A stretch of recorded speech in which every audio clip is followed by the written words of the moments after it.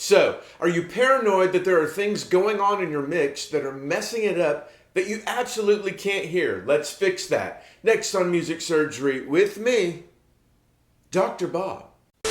Hey, before we get started, please hit the subscribe button and ring the bell to be notified of future videos. Also, there are tons of great samples from my personal library below in the description of every video. They're all pay what you want. And lastly, if you want me to work on your music, hit me at drbobmusicsurgery@gmail.com. Well, it happens. You're doing all you can to make the mix great, but there are things going on that are ruining it that you're unaware of. Here are two big ones that are easily solved. Watch this. All right, you guys, don't be paranoid. We will get to the bottom of this. Let me show you two culprits that happen to almost every song. Let me play you this, and this is something that will definitely ruin your mix. Here we go. As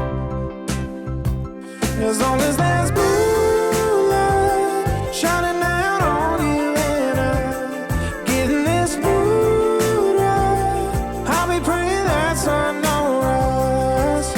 The way you look. Okay, we're concentrating on the lead vocal. There's two ways that you can ruin your mix by not hearing things properly. One, this way. The first way I'm showing you is you're not hearing it because you haven't trained your ear to hear it. The other way is if your system or your speakers isn't producing the right amount of information to show you there's a problem.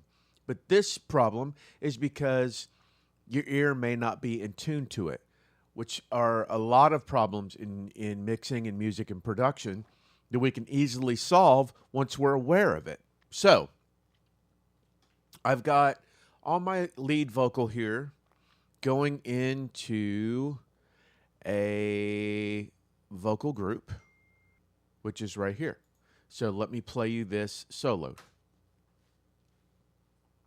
As long as there's moonlight shining down on you and I'm getting this mood right, I'll be praying that sun don't rise. Okay, ballad, so we want some nice delay and reverb on the vocal. But what you'll hear, especially listen to the second line. As long as there's moonlight shining down on you and I'm getting this mood.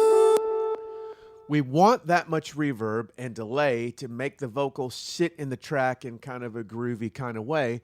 But we have so much that it's starting to interfere with the lyric. So what I've done is I put a compressor at the beginning of each one of these, and they are sidechained by my lead vocal here. So you'll see that when the lead vocal starts to sing or activate these, it will bring the level of the delay and the reverbs down on each one until he stops singing, which will release the reverb and the delay to open up more in the holes between when he sings. As long as there's moonlight shining down on you and I'm getting this mood right, I'll be praying that sun don't rise. The way you're looking. So I've also made the release pretty fast, so when he's done singing, it opens up quickly to hear that delay and that reverb. Let me put it in the track now to where it makes more sense. So let's listen now to the vocal with these compressors in it, where you'll hear the vocal much more legibly, but when he's done singing, you'll hear the delay and the reverb pop out more. As long as there's moonlight shining down on you and I'm getting this mood right, I'll be praying that sun don't rise. The way. And here it is without that trick. As long as there's moonlight shining down on you and I'm getting this mood right, I'll be praying that sun don't rise. Listen again with this trick back in and listen to the line, especially, I'll be praying that that sun don't rise. As long as there's moonlight shining down on you and I, getting this mood right, I'll be praying that sun don't rise. The way you're looking covered in the midnight glow, baby, I don't wanna go home as long as there's moonlight.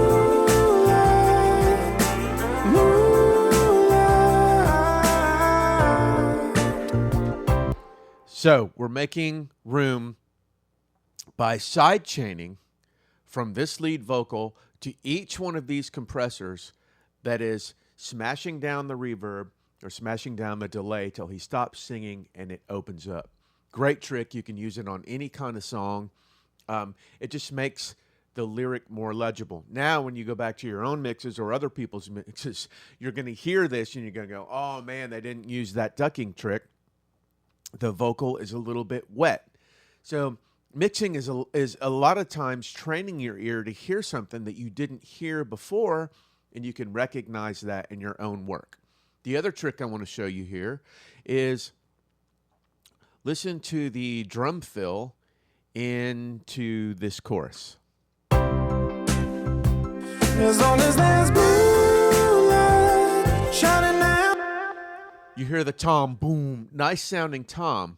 But listen to what happens in the low end when I solo that and I solo the bass at the same time.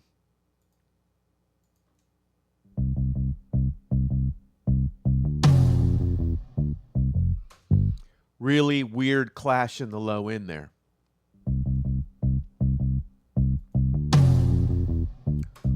Whoa. So what I do is I go to the tom, and we don't need the length of that tom ring because we've got the length of the tom in the reverb.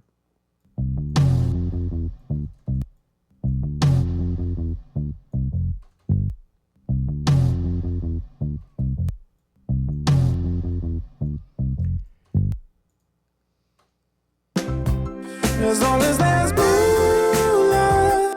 Hear how nicely that gets out of the way there. So, I mean, you can truncate that tom or any toms like I did there. You can do a multi-band compressor to, you can do any kind of compressor to bring the tail of that tom down afterwards. This seems to be the easiest way for me because I can see it and I can control it really easy. As long as there's moonlight. As long as there's moonlight. And if that takes too much off, just turn the reverb up. As long as there's moonlight. Now that next to the bass, much cleaner. It gets out of that way of that note. So these are really two ways that you can start to identify things. These are two techniques that can help you in your mix.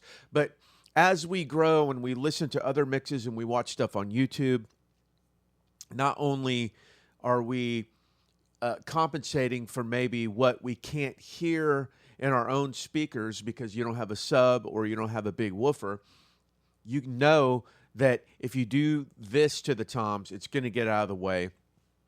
And then the other technique is just being aware. I mean, there's lots of things in life we're not aware of. We don't notice until we're aware of it, and then we notice it.